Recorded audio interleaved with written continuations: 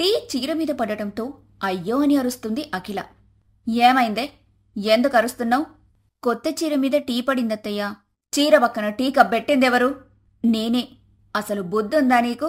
చీర పక్కన ఎవరైనా టీ కప్పు పెడతారా? ఆ కప్పులో టీ ఎంతో లేదత్తయ్యా. ఎలా పడ్డాయో నాకు అర్థం కావటం లేదు. నీ మీద కుళ్ళుతో నేనే బోసాన్లే. ఎందుకత్తయ్యా అలా మాట్లాడుతున్నారు? నేను మిమ్మల్ని అనలేదు కదా. అయితే నన్నే అంటున్నావా అని అప్పుడే లోపలి నుంచి వస్తుంది నిఖిల. నేను ఎవ్వర్నీ ఏమీ అనటం లేదు, నేనే బాధపడుతున్నాను. లేదత్తయ్యా, మా అక్క మనిద్దరినీ అనుమానిస్తుంది. ప్లీజ్ నిఖిల, అలా మాట్లాడకు. నేను మీ ఎవ్వర్నీ అనటం లేదు, నాదే తప్పు కప్పక్కడ పెట్టడం. ఆ మాట విన్న నిఖిలకి నవ్వాగటం లేదు. తన అక్క బాధపడటం చూసి ఇక్కడ రాత్రి సమయం బెడ్రూంలో ఏమోయ్, ఏంటి ఈరోజు డల్గా ఉన్నావ్? అఖిల బాధగా తన చీర మీద పడిన మరకలని చూస్తూ ఉంటుంది. అఖిల, ఏమైంది నీకు? నేను మాట్లాడడం లేదు. అది అంటూ ఏడవటం మొదలు పెడుతుంది అఖిల. ప్లీజ్, నువ్వలా ఏడవకు. ఏమైందో చెప్పు. మీరిచ్చిన చీర మీద టీ పడిందండి. దానికే ఇంత బాధపడుతున్నావా? కావాలంటే ఇంకొకటి తీసుకువస్తాను. అది కాదు, మార్నింగ్ అత్తయ్య నా చెల్లి నన్ను చాలా మాటలన్నారు అంటూ జరిగింది మొత్తం చెబుతుంది. దాంతో విఘ్నేష్కి కోపం వస్తుంది. అదంతా విన్నాక, ఏంటండి మొహం అలా పెట్టారు? మీకెందుకు కోపం వస్తుంది? తప్పు చేసిన వాళ్ళే మళ్ళీ నిన్ను తిట్టేసరికి కోపం వస్తుంది. మీరు చెప్పేదేమిటో నాకర్థం కావటం లేదు. నీ చీరమీద టీ పారుపోసింది నీ చెల్లే. మార్నింగ్ కప్పు చీరమీద వంపడం నేను చూశాను. ఏదో పొరపాటున జరిగింది అనుకున్నాను. ఇప్పుడు నువ్వు చెప్పింది వింటుంటే నీ చెల్లి కావాలని చేసింది అనుకుంటున్నా. నిఖిలే అలా చేసిందని అనేసరికి అఖిలకి చాలా కోపం వస్తుంది. నా భర్త నాకు మొదటిసారి ఇచ్చిన బహుమతిని పాడు చేస్తావా? ఇన్ని రోజులు నువ్వేమన్నా సరే పట్టించుకోలేదు. నా చెల్లెలు కదా అని సైలెంట్గా ఉన్నాను. ఈ రోజు నుంచి నేనేంటో చూపిస్తాను నీకు. నా చీరని పాడు చేస్తావా? నీ సంగతి చెప్తాను. నిఖిలకి మేకప్ అంటే చాలా ఇష్టం. పక్కింట్లో ఏదో ఫంక్షన్ ఉందని రెడీ అవ్వటానికి మేకప్ సామాన్లు మొత్తం బయటకు తీసి పెట్టుకుంది. అదంతా చూసిన అఖిల ఒక ప్లాన్ వేస్తుంది. నేను ఎలా అయినా నా చెల్లికి బుద్ధి చెప్పాలి అని అనుకుని నిఖిల దగ్గరికి వెళ్ళి, చెల్లి, నిన్ను అత్తయ్య రమ్మంటున్నారు. నన్నా? కాని ఎందుకు రమ్మంటున్నారు? నేనింకా సన్ స్క్రీన్ కూడా రాసుకోలేదు. నాకు తెలీదు. అత్తయ్య పిలిచారు, చెప్పాను. దేనికి పిలిచారో ఏంటో అని అనుకుంటూ రంగమ్మ దగ్గరికి వెళ్తుంది నిఖిల. నిఖిల అలా వెళ్లగానే సన్ స్క్రీన్ ట్యూబ్ని తీసుకుని పిన్తో మొత్తం హోల్స్ పెడుతుంది అఖిల. ఇప్పుడుంటుంది నీకు అని నవ్వుకుంటూ వెళ్ళిపోతుంది అక్కడ్నుంచి. అత్తయ్య నన్ను పిలవలేదంటున్నారు కదా, అక్కెందుకు అబద్ధం చెప్పింది అని ఆలోచించుకుంటూ తన గదిలోకొచ్చింది. త్వరగా రెడీ అవ్వాలని సన్ స్క్రీన్ ట్యూబ్ని ఓపెన్ చేస్తుంది. దానికి బాగా హోల్స్ ఉండటంతో తన చెయ్యి మొత్తం అంటుకుంటుంది. ఇందాక బానే ఉందిగా, ఇప్పుడెందుకిలా అయింది? అత్తయ్య నన్ను పిలవకుండా పిలిచారని అక్క అబద్ధం చెప్పింది అంటే నేనటు వెళ్లగానే ఇలా చేసిందా? కోపంగా అక్కా అక్కా అని గట్టిగా అరుస్తుంది. అఖిల తన నవ్వు నాపుకుంటూ ఏంటి పిలిచావు అని ఏమీ తెలియనట్టు అడుగుతుంది. నీలో ఎంత కుళ్ళుందని నాకిప్పుడే తెలిసింది. నేనేం చేశాను?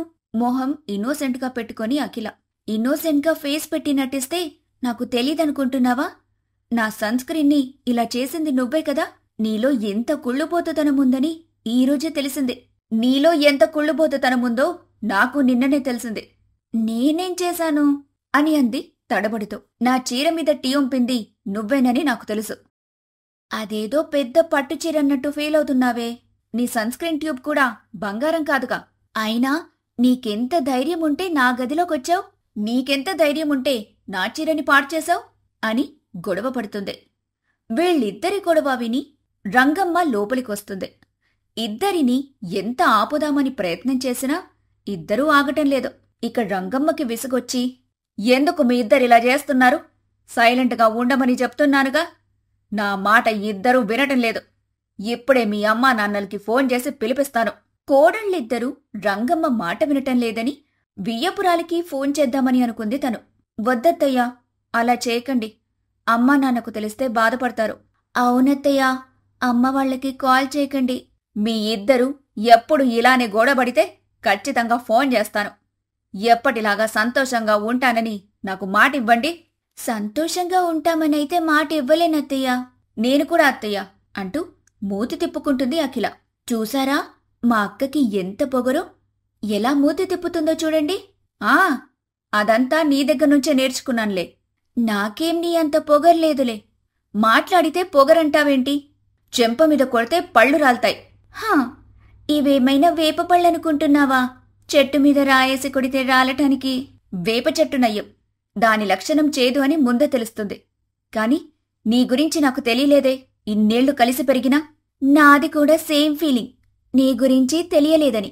అబ్బబ్బా, ఆపుతారా మీ గొడవ? చెవులు చిల్లులు పడేలా ఉన్నాయి. అయితే దూది పెట్టుకోండి అత్తయ్య. చూసారా అత్తయ్య, పెద్దవాళ్లనే మర్యాద లేకుండా ఎలా మాట్లాడుతుందో? అంత రెస్పెక్ట్ ఉంటే మరి నువ్వెందుకు సైలెంట్గా ఉండటం లేదు? పెద్దదాన్ని కదా, నీకు మంచి చెప్పాలని. నీ దగ్గర్నుంచి తెలుసుకోవాల్సిన కర్మ నాకు పట్టలేదులే. అయినా మనుషులకి కదా మంచి నేర్పించేది. అవును, మనుషుల దగ్గరే మంచి ఉండేది. నీ దగ్గరెందుకుంటుందిలే? రంగమ్మ ఇక వీళ్ల మాటలు వినలేక పిచ్చెక్కినట్టుగా అనిపిస్తే బయటకి వెళ్ళిపోతుంది. అప్పుడే వాళ్ళాయన రావటంతో, ఏంటే ఆరు బయట కూర్చున్నావు ఎండగా ఉంటే? లోపల గొడవ వినేగన్నా ఇక్కడ ఎండలో ఉండడమే నయం అనిపిస్తోంది. గొడవ? మన ఇంట్లో గొడవ జరుగుతుందా? కొంచెం సేపు ఆగితే కొట్టుకుంటారేమోనని భయం కూడా ఏస్తుంది నాకు. మరి అంతలా చేస్తుంటే నువ్వెందుకు బయట కూర్చున్నావు ఆపకుండా? అన్ని ప్రయత్నాలు చేసి అలిసిపోయి ఇక్కడ కూర్చున్నా. ఆగు, నేను వెళ్ళి చూస్తాను. అమ్మా అఖిలా, నిఖిలా ఎక్కడున్నారు? చాలా పెద్ద డిస్కషన్లో ఉన్నాం మావయ్య గారు. ఏం కావాలో చెప్పండి. కొంచెం మంచినీళ్లు తీసుకువస్తావమ్మా? ఎండర పడి వచ్చాను. నేనే తీసుకురావాలా? మీ చిన్న కోడల్ని అడగండి. ఎవరు తెచ్చినా పర్లేదు అమ్మా. నువ్వు చెప్తే నేను తీసుకెళ్లాలా అని అంది నిఖిల అఖిలని చూసి. నీ ఇష్టమైతే వెళ్ళు, లేకపోతే లేదు. నువ్వు చెప్పిన పని నేనేదీ చేయను అని అంటూ గదిలోకి వెళ్ళిపోతుంది నిఖిల. పుల్లయ్యకి ఎవ్వరూ మంచినీళ్లు ఇవ్వకపోవడంతో రంగమ్మ దగ్గరికి వస్తాడు. ఏంటే కోడళ్ళు ఇద్దరు ఇలా తయారయ్యారు? అదే నాక్కూడా అర్థం కావడం లేదండి. ఈరోజు లేచిన దగ్గర్నుంచి గొడవలు పెట్టుకుంటూనే ఉన్నారు. వియ్యపురాల్ని వాళ్లని పిలుద్దామంటే బాధపడతారేమో అని ఊరుకుంటున్నా. వాళ్ళు మన ఇంటికి వచ్చి ఎన్నో రోజులు కాలేదు. అప్పుడే వాళ్ళకి చెప్తే బాగోదు.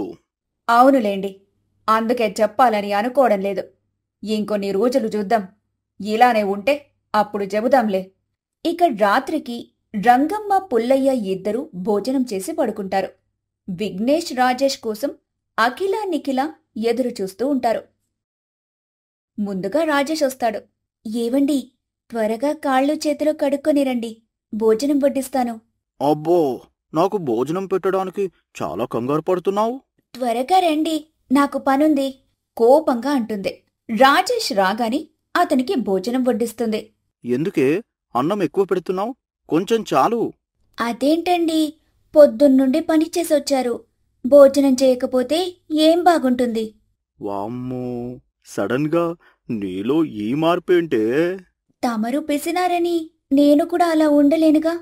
నువ్వు మాట్లాడితే నన్ను పిసినారి అనకే బాబు. నేనలా అనకూడదంటే మీరు భోజనం ఎక్కువ తినాలి. భోజనం పెట్టి నా పొట్ట పగిలేలా చేద్దామనుకుంటున్నావా? అయ్యో, ఎందుకండి అలా మాట్లాడుతున్నారు? నీ అధిక మర్యాదలు చూస్తే అలానే అనిపిస్తుంది. కొంచెంసేపు సైలెంట్గా ఉండి భోజనం మొత్తం తినండి అని అంటుంది నిఖిల. ఇక రాజేష్ రోజూ తినేదానికన్నా ఎక్కువగా తినేస్తాడు. ఇంక నేను వెళ్ళి పడుకుంటాను, బాగా అలసిపోయాను. దానికి నిఖిల సరే అని అంటుంది. ఇక విఘ్నేష్ రాగాని తనకి ఆకలేస్తుందని అఖిలకి త్వరగా భోజనం పెట్టుమని అడుగుతాడు. మీరు ఫ్రెష్ అయ్యండి, అన్నీ అరేంజ్ చేస్తాను ఈలోపు. లేదఖిలా, కావాలంటే నేను తిన్న తర్వాత బాత్ చేస్తాను. ఈరోజు బాగా ఆకలి వేస్తుంది. ఈరోజు మీకు ఇష్టమైన బెండకాయ ఫ్రై నీళ్లచారు చేశానండి. అసలే ఆకలి మీదున్నాను. నాకు ఇష్టమైన కూరలు అనేసరికి ఇంకా ఆకలి ఎక్కువవుతుంది. దాంతో అఖిల నవ్వుతూ వడ్డించాలని రైస్ బౌల్ ఓపెన్ చేస్తుంది. అందులో కొంచెం అన్నం మాత్రమే ఉంటుంది. కనీసం అది పెరుగులోకి కూడా సరిపోదు. ఏంటఖిలా, భోజనం చూస్తూ కూర్చుంటావా? నాకు పెట్టవా? రైస్ ఎక్కువగా లేదండి. ఏం మాట్లాడుతున్నావు? రైసు ఎంతో లేదంటున్నావు? నేను రాకముందే వండొచ్చు కదా. ఇందాక గిన్నె నిండా ఉంది. మీ తమ్ముడొక్కడే తిన్నాడు. అంటే నా తమ్ముడు ఇంత రైస్ తిన్నాడంటున్నావా? వాడు ఎంత తింటాడో నాకు తెలుసు. నేను చెప్పేది నిజమండి. భర్తకి ఆకలేస్తుందేమో అన్నం వండుదామన్న ధ్యాస లేదు, మళ్ళీ కబుర్లు చెబుతున్నావా? అఖిల, విఘ్నేష్ ఇలా మాట్లాడుకుంటూ ఉండడం చూసి నిఖిల వాళ్ల గొడవని చాటు నుండి వింటూ నవ్వుతుంది. ఈ నిఖిలతో పెట్టుకుంటే ఎలా ఉంటుందో ఈరోజు మా అక్కకి బాగా తెలిసింది. మీ ఇద్దరూ తిట్టుకోండి, నేను హాయిగా పడుకుంటాను అని అనుకుంటూ బెడ్రూంలోకి వెళ్ళిపోతుంది. ఈ కొంచెం తినండి, ఈలోపు వండుతాను నాకేం వద్దు, ఆకలి చచ్చిపోయింది అంటూ తన గదిలోకి వెళ్ళిపోతాడు. అఖిల వంటగదిలోకి వెళ్లి ఉప్మా చేస్తుంది. విఘ్నేష్ దగ్గరికి వెళ్లి ఉప్మా తినమని చాలాసేపు బతిమిలాడుతుంది. విఘ్నేష్ ఎన్నో తిట్లు తిడుతూ ఆ ఉప్మాని తింటాడు. తన భర్త అంతలా తిట్టేసరికి అఖిల బాధపడుతూ అర్ధరాత్రి ఎప్పటికో నిద్రపోతుంది. ఇక మరుసటి రోజు ఉదయం నిఖిల త్వరగా నిద్రలేచి వాకిలూడ్చి ముగ్గు పెడుతుంది. ఎంత మంచి కోడలో, నేను లేవకముందే ముగ్గు పెట్టేస్తుంది. మా ఇంట్లో కూడా త్వరగానే లేస్తానత్తయ్యా, మా అక్కలాగా కాదు. అవును, అఖిలేంటి ఇంకా లేవలేదు? ఎప్పుడు లేస్తుందో ఏంటో ఈ పిల్ల. అప్పుడు నిఖిల మనసులో, రాత్రి బావగారితో బాగా తిట్లు తిన్నదిగా, నిద్రపోలేదేమో. ఉదయం 8 గంటలకు నిద్రలేచి బయటికొస్తుంది అఖిల. ఇంట్లో కోడళ్లకి ఒక సమయం లేదు నిద్రపోవడానికి. పొద్దున్నే లేచి పని చేసుకోవాలని కూడా తెలియటం లేదు. ఏం పిల్లలో ఏంటో. క్షమించండత్తయ్యా, మెలకువ రాలేదు. నీ చెల్లిని చూసి నేర్చుకో. ఉదయం ఎప్పుడో లేచి అన్ని పనులు చేసేస్తుంది. మీ చెల్లిని చూసి నేర్చుకోకపోగా మళ్ళీ దాంతో గొడవలు పడుతూ ఉంటావు. ఆ మాటలకి అఖిల బాధగా వాళ్ళత్తయ్య వైపు చూస్తుంది. నన్నేం చూస్తావు గాని నీ మొగుడికి మరిదికి టిఫిన్ పెట్టు. ఆవిడకి అంత ధ్యాస ఉండదులేమ్మా. మొగుడు అలసిపోయి వస్తాడు, టిఫిన్ చేద్దాము, టీ పెట్టిద్దామని ఉండదు.